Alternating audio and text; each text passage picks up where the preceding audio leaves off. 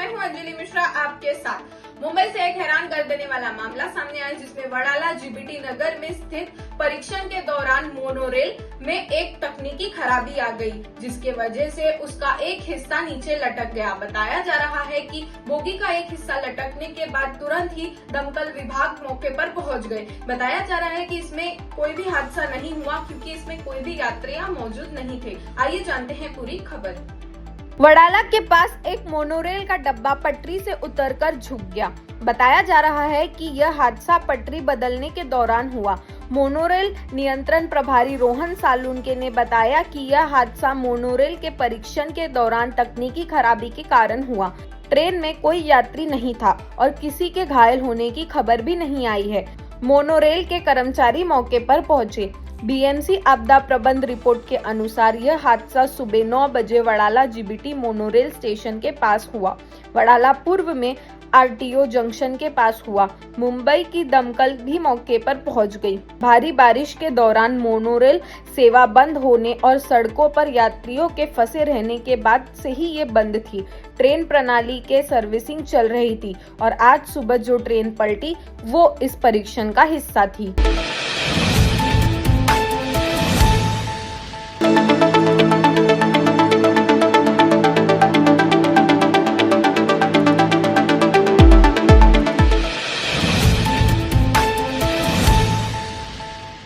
नमस्कार, आप देख रहे हैं वर्तमान टीवी नेटवर्क। मैं हूं अंजलि मिश्रा आपके साथ। महाराष्ट्र से एक ब्रेकिंग न्यूज सामने आई है, जिसमें महाराष्ट्र सरकार ने मंगलवार को सांगली के इस्लामापुर का नाम बदलकर ईश्वरपुर रख दिया। आइए जानते हैं पूरी खबर।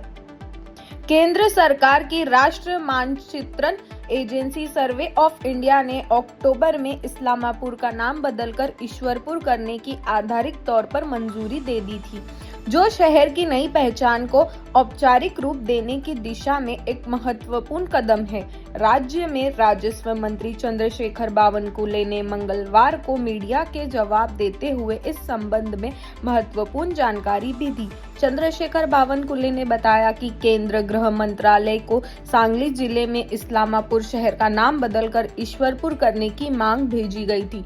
केंद्र गृह मंत्री अमित शाह और मुख्यमंत्री देवेंद्र फडणवीस ने इस संबंध में निर्णय लिया। इसलिए आज एक आधिकारिक सूचना जारी की कि इस्लामापुर का नाम अब ईश्वरपुर ही रहेगा। आज से इस्लामापुर का नाम बदलकर ईश्वरपुर कर दिया गया है। उन्होंने कहा कि सामान्य प्रशासन विभाग ने आज एक आधिकारिक सूचना जारी की और इस पे बड़ा फैसला लिया और इसकी घोषणा भी की। मैं केंद्रीय गृह मंत्री अमित शाह और मुख्यमंत्री देवेंद्र फडणवीस का आभार व्यक्त करता हूं। उन्होंने इस्लामापुर नगर परिषद में लोगों की मांग पूरी की। उन्होंने बीजेपी विधायक गोपीचंद पडलकर की मांग भी पूरी की। आज से इस्लामापुर नगर परिषद का नाम ईश्वरपुर रख दिया गया है।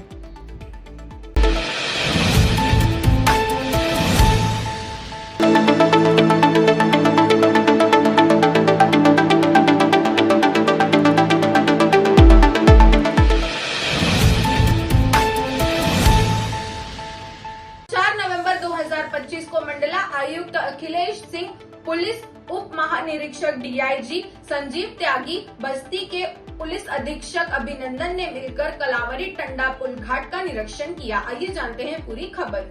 यह निरीक्षण कार्तिक पूर्णिमा स्नान मेले की तैयारी को देखने के लिए किया गया था। निरीक्षण के दौरान उन्होंने मेले में जाने वाली सभी व्यवस्थाओं जैसे पुलिस सुरक्षा, भीड़ नियंत्रण, यातायात व्यवस्था, पार्किंग, महिला सुरक्षा और राहत व बचाव की तैयारी का जायजा लिया। अधिकारियों को निर्देश दिया कि वे मेले में आने वाले श्रद्धालुओं की सुरक्षा और सुविधा को सबसे ज्यादा महत्व दिए जाएंगे। उन्होंने कहा कि स्नान क्षेत्र और रास्तों पर पर्याप्त पुलिस बल लगाए जाए, ट्रैफिक और भीड़ को नियंत्रण करने के लिए सही इंतजाम हो, ड्रोन और सीसीटीवी कैमरे पे निगरानी रखी जाए, नदी किनारे सुरक्षा दल, स्टीमर, नाव और गोताखोरों की व्यवस्था रहे, ताकि स्नान पर शांति और सुरक्षा के साथ ये संपन्न हो। इस मौके पर अपार पुलिस अध्यक्ष श्री श्यामकांत, क्षेत्र अधिकारी कलवारी श्री प्रदीप कुमार त्रिपाठी, पुलिस उपाध्यक्ष श्री जयंत यादव, थाना अध्यक्ष कलवारी श्री गजेंद्र प्रताप सिंह और अन्य अधिकारी भी मौजूद रहे।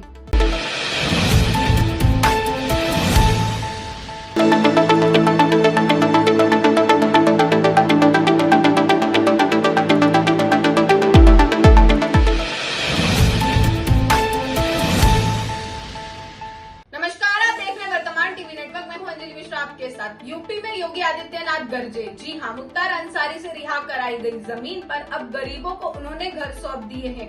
बताया जा रहा है कि योगी आदित्यनाथ जी ने कहा कि यूपी में कोई भी माफिया नहीं पनप पाएंगे। आइए जानते हैं पूरी खबर। कार्तिक पूर्णिमा के पावन पर्व पर यूपी के मुख्यमंत्री योगी आदित्यनाथ ने माफिया मुख्तार अंसारी के मुक्त कराई गई जमीन पर निर्माणित सरदार वल्लभ भाई पटेल के आवासीय योजना का लोकार्पण किया।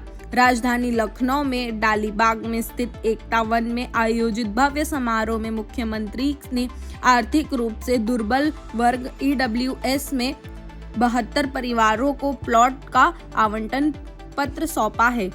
इस मौके पर सीएम योगी ने कहा कि यह केवल आवास वितरण नहीं बल्कि एक स्पष्ट संदेश है कि माफियों से छीनी गई भूमि पर अब गरीबों का घर बनेगा।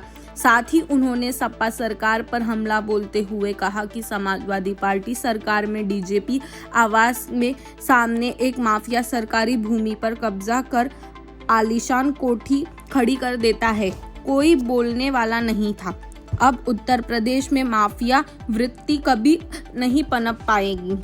सीएम योगी ने कहा कि जो लोग माफियों को होशियार समझते हैं, उनकी कब्र पर फातिहा पढ़ते हैं और गरीबों का शोषण करवाते हैं, वे सावधान हो जाए। अब यूपी में ऐसा नहीं चलेगा। सीएम ने कहा कि अगर कोई गरीब या सार्वजनिक भूमि पर कब्जा कर लेगा तो ये उसे भुगतना पड़ेगा। सरकार जनता के अधिकारों की रक्षा के लिए पूरी दृढ़ता से खड़ी है। उन्होंने कहा कि यहाँ पर न्याय होगा उत्तर प्रदेश में, जहाँ विकास के साथ धर्म, संस्कृति और परंपरा का संगम है।